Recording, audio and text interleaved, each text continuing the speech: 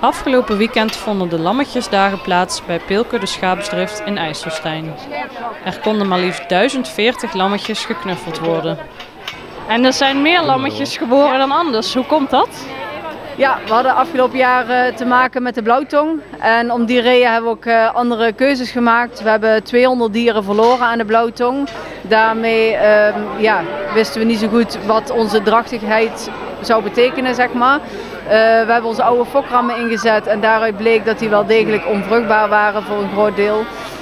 Toen hebben we dus andere fokrammen ingezet. Dat waren allemaal jonge dieren. Wij gingen ervan uit dat de hoeveelheid ooien te dekken, dat te veel was voor ze misschien. Dat waren hele jonge dieren, dus dat ze het misschien niet helemaal aankonden. Dus we dachten van nou, we zetten er gewoon veel bij de rammen en dan zien we wel wat er gedekt wordt. Als de helft gedekt wordt zijn we al tevreden. En toen bleek dus 95% drachtig, dus dat waren er bijna 800. En toen zaten ze er toch eenmaal in, dus uiteindelijk moest het er ook een keer uit. Hoe was de lammertijd? Zwaar. Het waren er natuurlijk wel bijna 300 dieren meer als anders. En het was 7 weken, normaal gesproken doen we maximaal 5 weken. We hadden dus een beetje verlengd in de hoop dat we net iets meer drachtig konden krijgen om net iets meer vervanging te kunnen geboren laten worden. Er bleek ook een lammetje tussen de niet-drachtige dieren te zitten. Dat is waarschijnlijk iets misgegaan. We doen ieder jaar in december scannen, dus we weten precies welke dieren drachtig zijn en welke dieren dus niet. Dit dier was dus gust gescand, dat betekent niet drachtig. We kregen een groene stip op de buik, dus nou, hup, terug naar de kudde. Die hoeft niet mee naar stal, want er komt geen lammetje uit.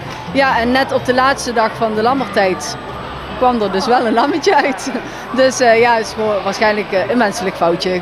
Heeft dat invloed, een jonge kudde? Onze oude dieren die zijn natuurlijk helemaal ingericht op onze manier van werken. Zodra ze ons aanzien komen, dan verzamelen ze al en staan ze eigenlijk te wachten om door te gaan naar het volgende terrein. De lammetjes die blijven zo lang mogelijk bij de moeder. En de ramlammetjes die zijn al vruchtbaar vanaf 12 weken. Dus die proberen we er eigenlijk wel rond die periode uit te halen. De ooilammetjes die kunnen in principe gewoon bij de moeder blijven. Maar een keer moeten ze eruit, want die laten we het eerste jaar niet dekken. En dan maken we een jonge kudde. En dat is altijd wel een beetje onhandig, want dat zijn allemaal, ik noem het al een beetje een stuiterbal-effect. Die zijn de hond niet gewend en verplaatsingen zijn dus altijd wat lastiger. Die gaan net iets anders om met de natuurbeheer en de begrazing en dergelijke. Dus wij passen ons werk erop aan. En hoe kijk je dan naar dit jaar? We zijn geëindigd natuurlijk met blauwtong afgelopen jaar. Dus de kans is groot dat het jaar ook weer begint een keer met blauwtong.